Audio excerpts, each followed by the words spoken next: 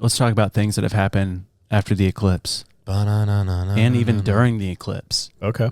Ooh. This was multiple videos of these people from in the path of totality or whatever. These like elongated dark things in the sky were just going, and they're like, yo, what is that? What is that? What is that? Crazy stuff. Okay. And then other people were seeing like the just weird things in the sky, like meteors falling and like really, really weird stuff. That's like not being talked about. Yeah. But then something happened. Well, let me say this.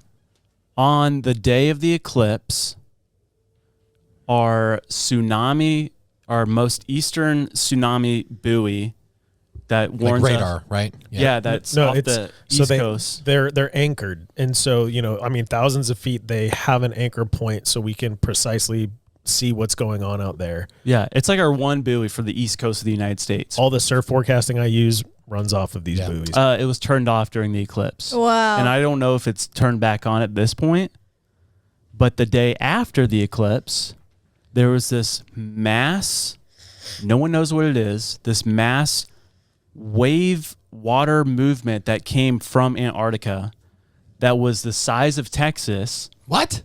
And it was reported on, so it's a live streaming wave, wind, weather forecasting thing called Ventusky. And this thing, it was this blob. Andrew, do you think you can pull up that picture? I don't know if I saved it. Actually, let me show you right here. Because I looked it up. Texas-sized.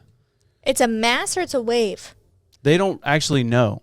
But Ventusky said like, oh, it's a what do you call it? Like a glitch in the thing. I don't know if can you see that? Yeah. So that was April 9th, the day after the eclipse. And if you hover over it, says the wave height is 83.7 feet. Yeah. What in the world? You see that? Oops. What were those? What were those waves called? The ones that came out of nowhere. That we Rogue talked about? waves? Rogue waves. Yeah. You remember that? Yeah. Dude, please. This thing. When you think about that, like think about rogue waves way before we had technology, and like seeing a rogue wave for the very first time, like it's still and then suddenly out of nowhere. It's like imagine having to tell people about. You see this? Ooh. Yeah. It looks like Saruman. So this just appeared out of nowhere. There's this lady on TikTok who has like her own radio show. Mm-hmm. And what's her name? Did I write it down? Oh, we'll put her name because can you do it? I'll do it. I'm looking to see if I think you texted it to me. It's like coming back. But she does like weather forecasting, like has these like screens everywhere that like are showing like where earthquakes are happening, like just all this stuff. Mm-hmm. She did a lot of research into it because she's like, this anomaly is just wild, right? But the same anomaly happened on February 22nd, March 27th, and then April 9th. Of this year.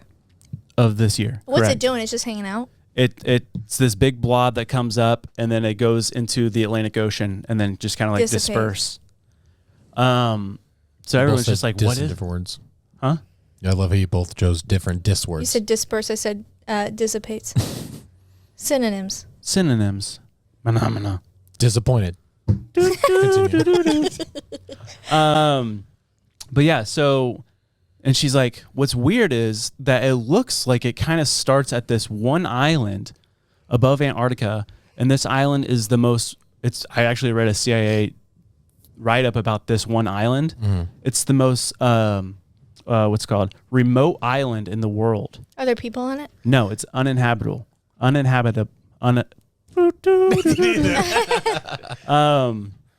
it's called, if you type in Google, it's like Bouvet Island. Mm-hmm.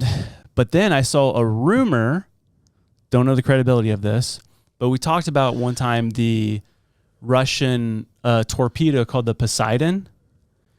And basically it's this weapon, it's a nuclear weapon, it's a torpedo that supposedly it can create 1,000-foot tsunami that's just filled with radioactive material. Why are we doing this? But supposedly, this past week of the eclipse, they tested it and it worked. And so, but if you look at the thing, this Bouvet Island, this mass just appears right in front of this island. And then I'm like, well, where are because it's like right above Antarctica. I'm like, where are the Russian lab, what do you call them? Just where are the Russian labs in Antarctica? Bouvet. And it's directly south of Bouvet. Like, I mean, like straight shot south. So they shot it at Bouvet. Or they went to Bouvet to shoot it out.